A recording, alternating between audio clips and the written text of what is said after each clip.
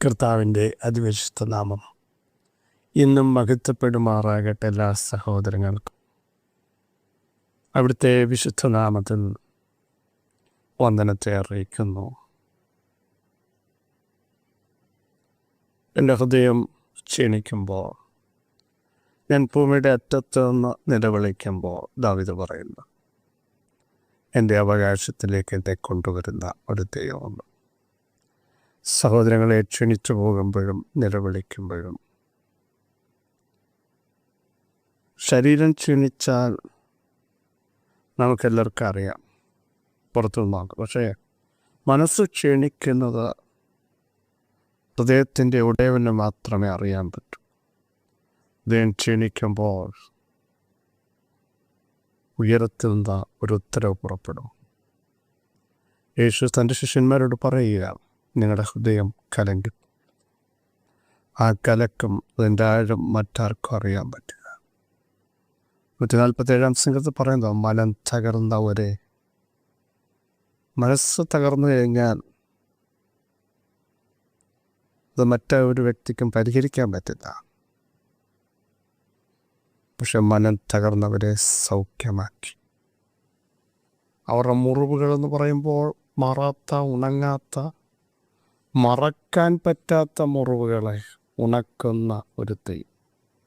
ചിലതൊന്നും ശ്രമിച്ചിട്ടും മറക്കാൻ പറ്റുന്നില്ല, പക്ഷെ അതിനെയും പൊറുപ്പിക്കുന്ന ദൈവത്തിൻ്റെ കരം, സൗഖ്യമാക്കുന്ന ദൈവത്തിൻ്റെ കരം, ദേശത്ത് സമാധാനം വരുത്തുന്ന ദൈവത്തിൻ്റെ കരം, അകത്ത് അനുഗ്രഹിക്കുന്ന ദൈവത്തിൻ്റെ കരം, ഉടമ്പടികളെ ഉറപ്പിക്കുന്ന ദൈവത്തിൻ്റെ കരം ഇന്നും വെളിപ്പെട്ടു വരും എന്നുള്ളതിന് സംശയങ്ങൾ. സാഹചര്യങ്ങൾക്കനുസരിച്ച് നമ്മുടെ വിശ്വാസത്തിന് ഏറ്റക്കുറച്ചിലുകൾ ഉണ്ടാകരുത്. പലപ്പോഴും പ്രതിസന്ധികൾ വരുമ്പോൾ നമ്മുടെ പ്രാർത്ഥനയും ആരാധനയും വിശ്വാസ ജീവിതത്തെയും അത് ബാധിക്കുന്നില്ല. എന്നാൽ അവിടെയും വിശ്വാസത്തോടെ പ്രഖ്യാപനം ചെയ്യണം, ഞാനും എൻ്റെ കുടുംബവും ഞങ്ങളുടെ യഹോവയെ തന്നെ സേവിക്കും, ഞങ്ങൾ പിന്നോട്ട് പോവില്ല. വിളിച്ചവൻ സർവശക്തനല്ലേ സഹോദരങ്ങളെ. മിസ്രയീമിൽ നിന്ന് പുറപ്പെടുവിച്ചത് വാഗ്ദത്ത ദേശത്തെത്തിക്കാൻ വേണ്ടിയാണ്. ഫറവോൻ ഇട്ടുകൊടുക്കാനല്ലല്ലോ ദൈവം വിളിച്ചത്. പിന്നെന്തിനാണ് ജനം പെറുപുറത്തിട്ട് ചോദിച്ചത്? മിസ്രയീമിൽ ശവക്കുഴിയില്ലാഞ്ഞിട്ടാണോ ഞങ്ങളിവിടെ കൊണ്ടുവന്നത്? ഇത്രയും മരുഭൂമിയിൽ ഞങ്ങൾ തകർന്നു വീഴാൻ പോകുകയാണ്. ഒരു മനസ്സുകൊണ്ട് അംഗീകരിക്കുകയാണ്. വിശ്വസിക്കാൻ കഴിയാതെ വണ്ണം ദൈവത്തോട് പിറുപിറുക്കുകയാണ്.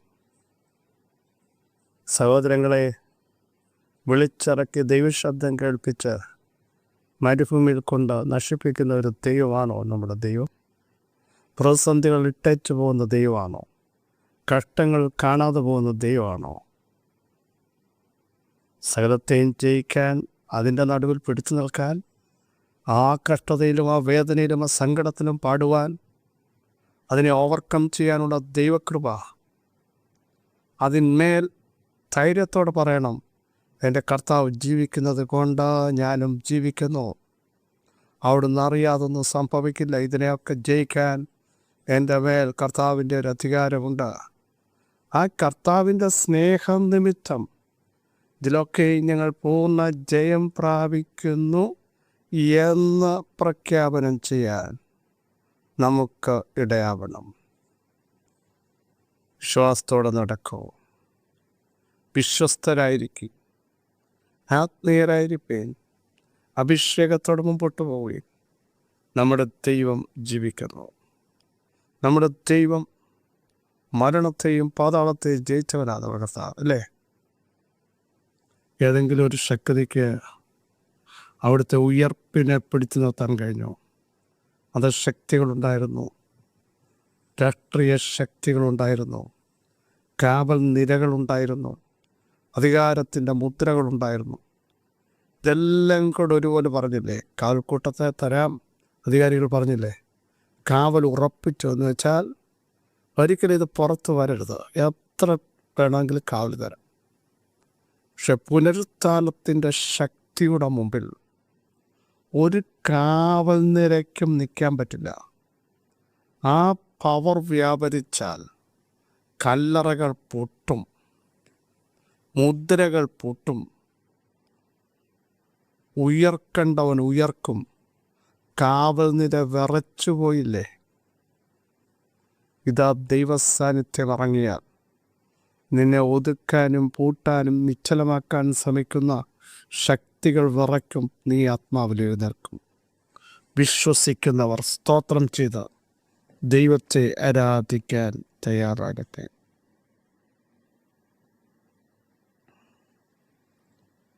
യോശുവയുടെ പുസ്തകം 2-10 വാക്യം സുപരിതമാണല്ലോ.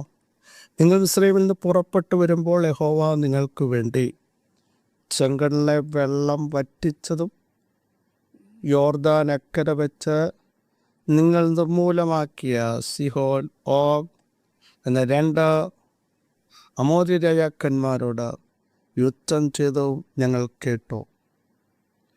കേട്ടപ്പോൾ തന്നെ ഞങ്ങളുടെ ഹൃദയം ഉരുകി. നിങ്ങളുടെ നിമിത്തം എല്ലാവർക്കും ധൈര്യം കെട്ടുപോയി. നിങ്ങളുടെ ദൈവമായ യഹോവ തന്നെ മീതെ സ്വർഗത്തിനും താഴെ ഭൂമിയിലും ദൈവമാകുന്നു. കർത്താവിൻ മഹത്വം. യോശുവ രഹസ്യമായി ഷിത്തീമിൽ നിന്ന് യെരിഹോ ദേശം ഒറ്റുനോക്കേണ്ടതിന്, നമുക്കറിയാം യെരിഹോ പട്ടണം എങ്ങനെയാണ്, ദേശം എങ്ങനെയാണ്, 2 പേരെ അയച്ചു. ആ പുറപ്പെട്ട രാഹാബ് എന്ന് പറഞ്ഞൊരു വ്യക്തി, ബാക്ക്ഗ്രൗണ്ടൊക്കെ നമുക്കറിയാം. അവർ വീട്ടിലാണ് പാർത്തത്. അങ്ങനെ ഈ 2 പേർ ദേശത്തെ ശോധന ചെയ്യാൻ രാത്രിയിൽ വന്നിരിക്കുന്നുവെന്ന് അധികാരികൾക്ക് അറിവ് കിട്ടി. അവിടുത്തെ അധികാരി രാഹാബിനെ വിളിച്ചു. എൻ്റെ അടുക്കൽ വീട്ടിലിരിക്കുന്ന കയറി വന്ന 2 മനുഷ്യരെ പുറത്താക്കി തരിക, അവർ ദേശം ഉറ്റുനോക്കാൻ വന്നാണ് പറഞ്ഞു. പക്ഷേ രാജാവിൻ്റെ കമാൻഡ് വകവെക്കാതെ, യഥാർത്ഥത്തിൽ ജീവൻ അപകടത്തിലാണ് എന്ന് മനസ്സിലാക്കിയിട്ട് പോലും ആ 2 ഒറ്റുകാരെ അവർ ഒളിപ്പിച്ചു വെച്ചു. പ്രിയ സഹോദരങ്ങളെ, ദൈവനിയോഗമകത്ത് വന്നാൽ ഭീഷണികളെ വകവെക്കാതെ പിടിച്ചു കഴിഞ്ഞാൽ ഈ സ്ത്രീ അവിടെ ജീവനില്ലാതാകും. പക്ഷേ ഇവിടെ അകത്ത് ചില നിയോഗം വന്നു, ഇവരെ ഒളിപ്പിക്കണം. ഇതിൻ്റെ പിന്നിൽ ഒരു ദൈവപ്രവൃത്തിയുണ്ട്. അവൾ കേട്ടു, അവൾക്ക് മനസ്സിലായി ഇവരുടെ കൂടെ ജീവനുള്ള ദൈവമുണ്ട്, ചെങ്കടലിനെ വറ്റിച്ച ദൈവമുണ്ട്, അധികാര ശക്തികളെ തകർത്ത ദൈവമുണ്ട്, ഇവർക്ക് വേണ്ടി വീര്യം പ്രവർത്തിച്ച ദൈവമുണ്ട്. ഇത് മനസ്സിലാക്കിയ ഇവൾ റിസ്ക് എടുക്കാൻ തുടങ്ങി. നമുക്കറിയാം, ദേശത്തെ നിയമം ശക്തമായ സമയത്തും മോശക്കുഞ്ഞിനെ 3 മാസം നിയമം നോക്കാതെ പിടിച്ച വലിയ പ്രശ്നമല്ലേ? പക്ഷേ ദൈവനിയോഗമുള്ളവനെ, വാഗ്ദത്തമുള്ളവനെ, ഒരു ജനത്തെ പുറപ്പെടുവിക്കേണ്ടവനെ,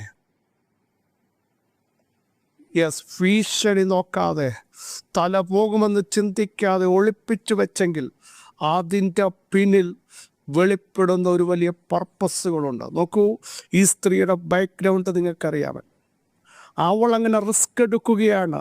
രാജാവിൻ്റെ ഭീഷണി നോക്കാതെ. പ്രിയരെ, ചില ഭീഷണിയുടെ മുമ്പിൽ പതറാതെ, ചില ഏഷണിയുടെ മുമ്പിൽ പതറാതെ, ദൈവത്തിൻ്റെ ശബ്ദത്തിൻ്റെ മുമ്പിൽ മുൻപോട്ട് മൂവ് ചെയ്യാൻ തയ്യാറാകുമെങ്കിൽ നിനക്കൊന്നും സംഭവിക്കാതെ നിന്നെ സംരക്ഷിക്കുന്ന, നമുക്കറിയാം എബ്രായ ബാൽമാർ, ദാനിയേൽ ഉൾപ്പെടെ ചില കമാൻഡുകളെ വെല്ലുവിളിച്ചതാ, അധികാരങ്ങളുടെ, അല്ലേ? പക്ഷേ സിംഹത്തിൻ്റെ കുഴിയിലേക്ക് പോകേണ്ടി വന്നില്ലേ? തീച്ചൂളയ്ക്കകത്തേക്ക് എടുത്തെറിയപ്പെടേണ്ടി വന്നില്ലേ? പക്ഷെ രോമത്തെ പോലും തീ തൊട്ടില്ല. ദാനിയേൽ പുറത്തു വരാൻ സിംഹം വായി തുറന്നില്ല. അതാ നിയോഗമുള്ള നിന്നെ തോടാൻ, നീ വാഗ്ദത്തങ്ങൾക്ക് വേണ്ടി, ദൈവശബ്ദങ്ങൾക്ക് വേണ്ടി, ദൈവത്തിൻ്റെ കമാൻഡുകൾക്ക് വേണ്ടി, ദൈവത്തിൻ്റെ നിയമങ്ങൾക്ക് വേണ്ടി ഒരു ചെറുവിരൽ അനക്കിയാൽ നിനക്ക് വേണ്ടി സ്വർഗം ഇറങ്ങി വരും. സ്തോത്രം. നോക്കൂ, അവള് പറഞ്ഞ പ്രസ്താവനയാണ്. എന്തിനാ ഇത് ചെയ്തതെന്നറിയാമോ? നിങ്ങൾ മിസ്രൈമിൽ നിന്ന് പുറപ്പെട്ടു വരുമ്പോൾ യഹോവ നിങ്ങൾക്ക് വേണ്ടി ചെങ്കടലിലെ വെള്ളം വറ്റിച്ചു. സ്തോത്രം. അസാധാരണമായൊരു ദൈവപ്രവൃത്തി.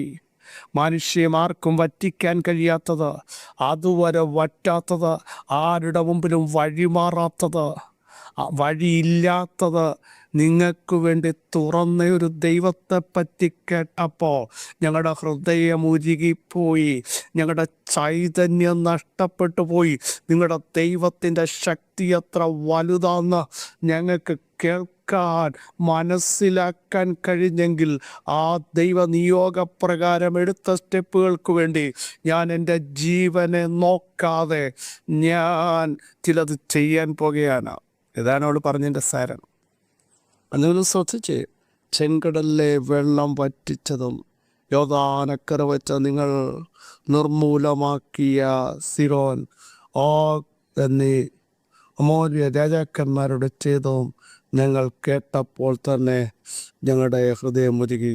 നിങ്ങളുടെ നിമിത്തം ഞങ്ങളുടെ ധൈര്യം കെട്ടുപോയി. കാരണം ആ ദൈവത്തിൻ്റെ ശക്തിയുടെ വലിപ്പം എത്രയെന്ന് ഞങ്ങൾക്ക് മനസ്സിലായി. പ്രിയരെ, പലതും നമുക്കിപ്പോഴും മനസ്സിലായിട്ടില്ല. എതിർശക്തികൾക്ക് മനസ്സിലാവുന്നുണ്ട്.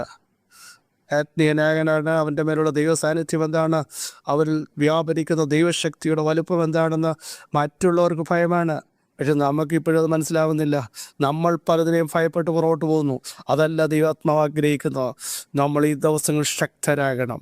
നമ്മുടെ അകത്ത് വ്യാപരിക്കുന്ന ദൈവശക്തി, നമ്മുടെ അകത്തുള്ളവൻ ആരാന്ന്, ലോകത്തിലുള്ളവരെ പോലെയല്ല, അവരെക്കാൾ വലിയൊരുവൻ നമ്മുടെ അകത്തുണ്ടെന്ന് ഇന്ന് പകൽ തിരിച്ചറിയാൻ തയ്യാറാണ്. ആ സഹോദരൻ റിസ്ക് എടുത്തത് കൊണ്ട് ജാതീയ സ്ത്രീയെ യേശു ക്രിസ്തുവിൻ്റെ വംശാവലിയിൽ എഴുതി ചേർക്കാൻ എൻ്റെ ദൈവത്തിന് പ്രസാദമായെങ്കിൽ ഇന്ന് പ്രഭാതത്തിൽ ഞാൻ ആത്മാവിൽ വിളിച്ചു പറയുന്നു, ദൈവിക ശബ്ദത്തിനു വേണ്ടി സാഹചര്യം നോക്കാതെ, വെല്ലുവിളികൾ നോക്കാതെ, ഹല്ലേലൂയ, പ്രതികൂലങ്ങളെ കണ്ട് ഭയക്കാതെ, ആക്രോശങ്ങളുടെ നടുവിൽ തലകുനിക്കപ്പെടാതെ, ധൈര്യം ചോർന്നു പോകാതെ നിങ്ങൾ മുൻപോട്ട് വരുമെങ്കിൽ നിങ്ങളെ കൊണ്ട് വൻ കാര്യങ്ങൾ ദേശത്ത് ചെയ്യുകയും ഇപ്പോഴുള്ള നിങ്ങളുടെ പൊസിഷനെ മാറ്റി, ഇപ്പോഴുള്ള നിങ്ങളുടെ പേരുകൾക്ക് വ്യത്യാസം വരുത്തി ഏറ്റവും ടോപ്പ് ലെവലിൽ നോക്കൂ. യേശു ക്രിസ്തുവിൻ്റെ വംശാവലിയിലേക്ക് കയറി പറ്റുന്നത് ചെറിയ കാര്യമല്ല കേട്ടോ.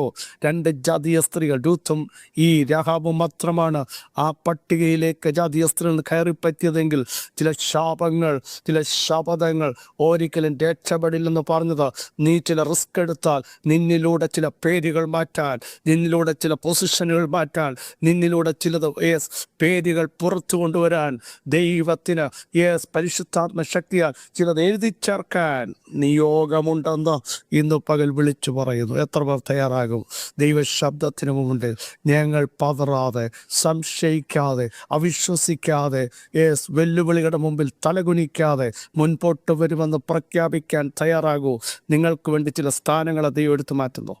ഇതുവരെയുള്ള ചില സ്ഥാനങ്ങളെ പൊളിച്ചെഴുതി ശ്രേഷ്ഠകരമായ ചില പാന്താവുകളിലേക്ക് ദൈവം കരം പിടിച്ചുയർത്താൻ പോകുക.